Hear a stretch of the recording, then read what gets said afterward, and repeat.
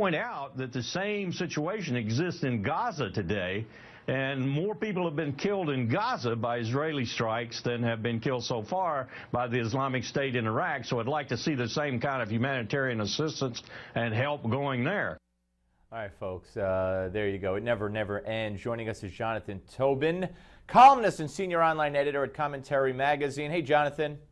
Hey, Steve. Thanks for having me on again. It's my pleasure. Your piece at Commentary, Obama doesn't worry about Israel's survival. That's why we should. Referencing his interview with Thomas Friedman of the New York Times, where he not only says he's not worried about Israel's survival because they're so strong militarily, but he goes on to, as you put it in your column, his complacence about its military achievements combined with his patronizing concern about its democratic and civic traditions is the sort of left-handed compliment that tells us more about his animosity for the Jewish state's government than his fidelity to the alliance between the two allies. And and then he also talks about how this is a Palestinians' land also. This guy is so reprehensible, and this is who he is, and this is what he believes, that this is the Palestinians' land and the Jews are interlopers there. I believe that in my heart. Yeah, clearly, as I said, these sort of left-handed compliments to Israel show that, he's trying to split the difference. He knows no American president can get away, even one like Barack Obama can get away with saying, well, I don't like Israel, I'm opposed to Israel, I support the Palestinians. But he doesn't get it. He doesn't draw, even if we were to give him credit for being a friend to Israel, which he clearly is showing very uncomfortable with being one, he doesn't draw the conclusions from what we've just seen this last month. I was in Israel for the first couple of weeks during the war, watching and experiencing myself as Israelis had to duck into bomb shelters every other, several times a day, dealing with the threat of tunnels, all of which shows to just about everybody in Israel. I mean, Israel's a very fractious country, very divided politics, but they're more united than ever because they understand not only is their government doing the right thing in defending them and making sure these terrorists are restrained or stopped as best they can, but they know that taking Barack Obama's advice in that interview with Friedman, that they have to make more concessions and, in a sense, create another Gaza in the West Bank, well, even left-wingers in Israel know that's insane. Yeah, it's very insane. And where is he talking about in that interview, about the incitement and the hatred taught to the Palestinian children, not only by Hamas on their state-run media and schools, but also by the great peace lover Mahmoud Abbas, who's the great partner for peace that Israel should hook up with, while his ministers talk and brag about how many Jews Fatah has killed and how many martyrs there are, and teaches their kids again to be martyrs and to kill the Jew. I guess that gets by our president. Well, he's stuck on this idea that Abbas is a peace partner, that he's the best hope that Israel has for its future, but this is nonsense. Again, even if we were to accept the premise that Abbas actually wants peace or could actually make peace even if he did want it, both of which are questionable assumptions at best, what the last month of fighting has proved again is that Abbas is irrelevant.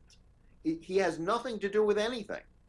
He can't stop Hamas. He can't stop his own people.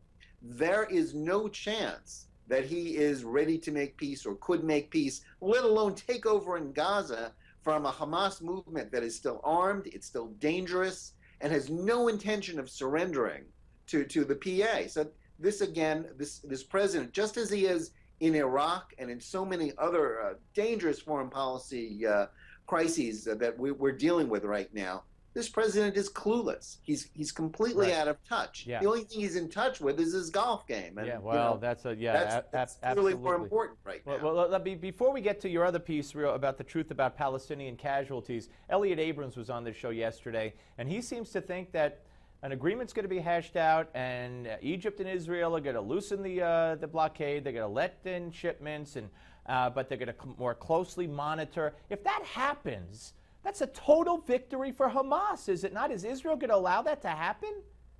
Well, I don't like to predict against Elliot, who's a bright guy, a great commentary contributor, part of our family, literally. No, I have great respect for him. I have him on often, Quite frankly, if he sees it's in the works, I'm not going to bet against that happening.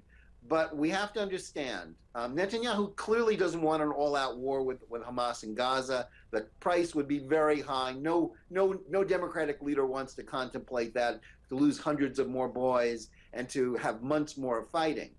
But if that deal goes through, you can take it to the bank that we're going to be back here discussing the same kind of fighting a year or 2 years from now. Hamas will rearm.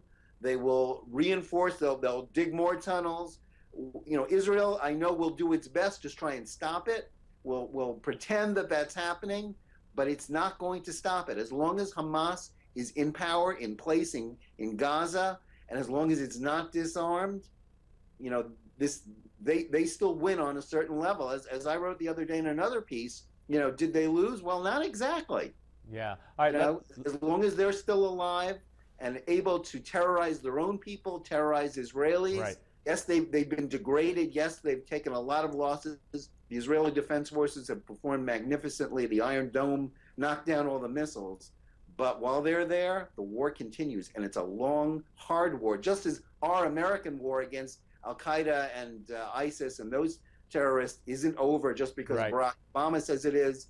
The Gaza war isn't over either. Right. We got a minute, so tease a little bit your column, The Truth About Palestinian Casualties, also at commentarymagazine.com, where you talk about the Times of Israel analyzing the BBC and the New York Times, the United Nations casualty figures that show that disproportionately the victims of the Israeli attacks were grown males, adult males, correct? Yeah, just to do it quickly, even the New York Times and the BBC have analyzed the casualty figures that are probably not entirely reliable, probably more skewed to the Palestinians' liking from the UN. And they both showed that a disproportionate number of the casualties in Gaza were young males, people who are very likely Hamas fighters.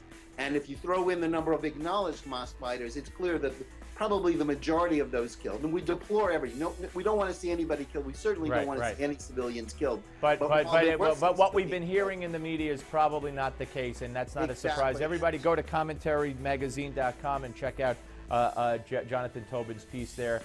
Jonathan, always a pleasure. Thank you very much. Thank you. All right, we'll be back. But first, folks, your Newsmax Now update.